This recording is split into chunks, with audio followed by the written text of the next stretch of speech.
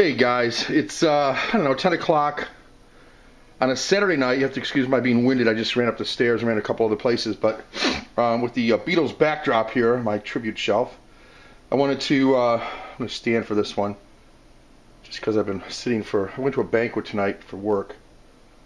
I can't believe I got a bonus, and it was huge. I'm not going to say the exact amount, but it was huge.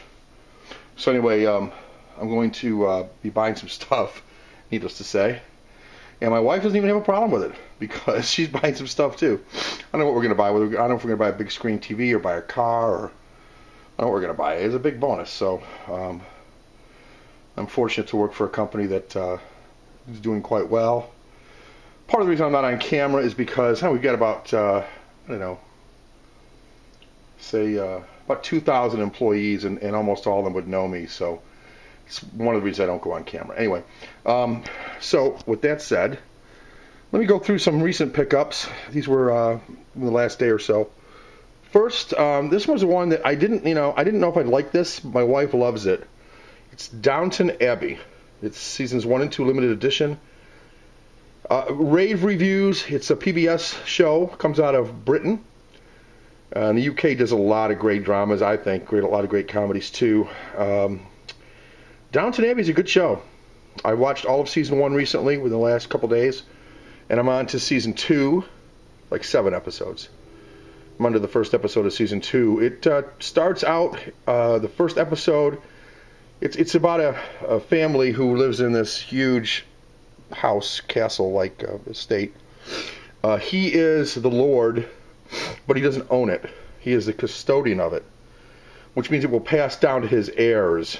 He doesn't own it outright. It's willed to him, and it will be willed to his next in line. Women back in the day in the UK weren't allowed to own property in that way, only if there was no other heirs, and then they could. But as long as there was a male heir somewhere along the line, they would get it. So interesting. That's kind of a little bit of a plot. And then all the servants that work in this thing, and there are plenty of them, like 8 or 10 at least, their stories are all part of this. So you kind of see the aristocratic stories on the upper floors, I guess, and then the lower floors, and I don't think that's really what this is meant to do, but shows the servants, be it the butler, the footman, the maid, the chambermaid, the cook. All of them have their roles. The servers, I don't know, they don't know all the titles, but anyway, they're all in here. It's really cool. The back doesn't really show you much, other than the 3 daughters. They're an interesting group, to say the least. And yeah, it's the ancestral home of the Earl and Countess of Grantham. Really, really great. Elizabeth McGovern and Hugh Bonneville are the Earl and the Countess. And the Dowager Countess, Dame Maggie Smith, who you'll know from the Harry Potter series, is in this. So it starts with the sinking of the Titanic to the First World War is what the first season encapsulates. So it's the first episode is the sinking of the Titanic. They get the news, and by the end of the first season, World War I is broken out. So that's the time frame. And I don't know what happens in season 3. I'm only up to season 2. So great, great, great stuff here. It's got a slip cover.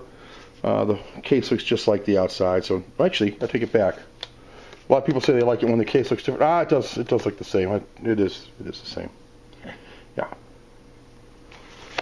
So there's Downton Abbey is one of the ones I picked up. Next for $9.99, I couldn't pass it up. It's the Kite Runner. I read this book and loved it. According to Roger Ebert, this is a magnificent film, and according to Jeffrey Lyons, surely one of the greatest films you are ever going to see. It's Khalid Hosseini's novel brought to life on the big screen. 2 great friends from really 2 different walks of life. One is the son of, for lack of a better term, an indentured servant, I guess you'd say, to the other one's father. But they become best friends. This Kite Runner thing is part of the story. Every year they have to try to chase some kites down, and whoever gets the kite, it's a great point of honor, whatever team. And these two are teamed up to try to get the kite. But that's their childhood, and then they grow up, and in life, life throws some curves. That's all I'll say. But just a great, great book, and I'm looking forward to watching this movie for $9.99. You can't beat it. It's a great book about two different cultures, and a lot about what happens over in the Middle East and that kind of culture. Life is brutal. Anyway, onward and upward. Liam Neeson taken to the unrated cut Blu-ray DVD digital copy. $19.99. I had $10 off. Just the Best Buy bucks there. Frequent shopper. I'm a platinum member, so it means I spend way too much money every year at Best Buy. Be it television sets or stereos or whatever I buy. I usually buy something big every year. Refrigerator, I think, one year. Anyway, 2-disc set with the ultraviolet digital copy. I'm kind of warming up to the ultraviolet copy. It's there when I need it. I can stream it on the Wi-Fi. If I want to download it to my iPad, I can and take it on a plane or something, which I've been known to do. Or get to a hotel where there's Wi-Fi, I can stream it. So it's kind of cool. It doesn't have to take up all the room on my iPad. And I can get to it anywhere I'm at, so as long as I have Wi-Fi. So that's kind of neat. I like the iPad stuff too, or the iTunes stuff, but I'm getting used to that. Next is, and last, is Looper. Bruce Willis, Joseph Gordon-Levitt, Emily Blunt. This is a time travel movie. I have not seen it, but it's supposed to be the coolest and most original movie in years. We'll see. But Cinemaniac 77 told me this was a good movie, so I loved the steelbook he had, but I live in the United States. We don't always get all the good steelbooks. But I'm happy just to see the movie. I'm not a huge steelbook fan, but that one looked really cool. Anyway, this one looks cool too. The cover looks good on it. I like it. It's kind of embossed here.